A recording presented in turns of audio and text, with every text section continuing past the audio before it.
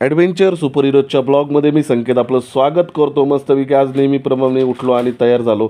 तयार झाल्यानंतर आमचं असं ठरलं की बाहेर कुठेतरी फिरायला जायचं. मंगेश सरांचा मला फोन आला आणि मंगेश सरांचा फोन आल्यानंतर माझी गाडी काढली, आम्ही फिरायला निघालो. आणि मस्त वणी येथील आठवडे बाजार आम्हाला फिरायचा होता.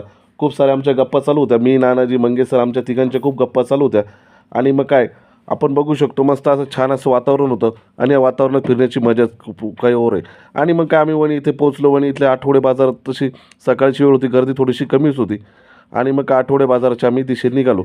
आणि आठवडे बाजारामध्ये खूप सारे बाहेरून लोक येत असतात माल वगैरे विकायला. आणि त्या आठवडे बाजारात आपण बघू शकतो आणि खूप असे हिरवेगार असं भाजीपाला होता. रस्त्याच्या दोन्ही साईडला दुकानं लागलेली होती.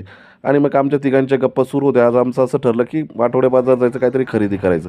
मंगेश सरांना कुठं राहतो, मग मंगेश सर आठवडे बाजार फिरायला मस्तपैकी फिरत होते. आणि मंगेश सरांच्या आमच्या गप्पा झाल्या.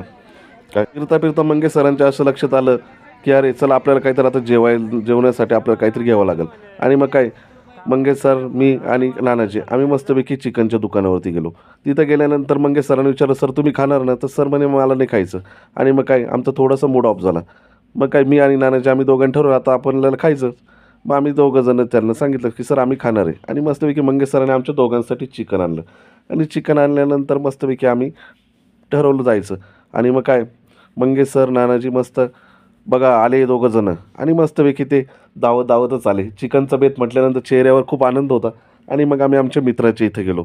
मित्राच्या हॉटेलला गेल्यानंतर तिथं मस्तपैकी असं चिकन वगैरे बनवलं. आणि बॉयलर चिकन होतं. आणि बॉयलर चिकन घेतल्यानंतर आम्हाला खूप मस्त आनंद झाला. आणि तेवढ्यात बघतो तर काय, तर आमची गावरान कोंबडी आमची वाट बघत होती बॉयलर चिकन आणल्यानंतर. ती मजाच काही वेगळी. आणि मस्तपैकी असा चिकन मसाला वगैरे आमचा तयार झाला. आणि मस्तपैकी लिंबू वगैरे, कांदा मस्तपैकी. आणि मग काय लिंबू पिळून खाण्याची मजा काय औरच होती. बऱ्याच दिवसानंतर नानाजी आमचा मुंबईवरून आला. मुंबईहून आल्यानंतर नानाजी गावाकडे आला. आणि गावाकडे आल्यानंतर नानाजीला मी म्हटलं की आज आपण मस्तपैकी चिकनची पार्टी करू. आणि मी, नानाजी, मंगेश सर. आणि पण तसं मंगेश सर काय खाणार नव्हते, त्याच्यामुळे मंगेश सरांना मी मस्त पनीर चिली वगैरे मागवली. मी, नानाजी आणि आम्ही चिकनचा धडाका उडवला. आणि मग काय ती मजाच वेगळी असती. चला गाईज, पुढच्या ब्लॉगमध्ये आपण नक्की भेटूया. Bye bye.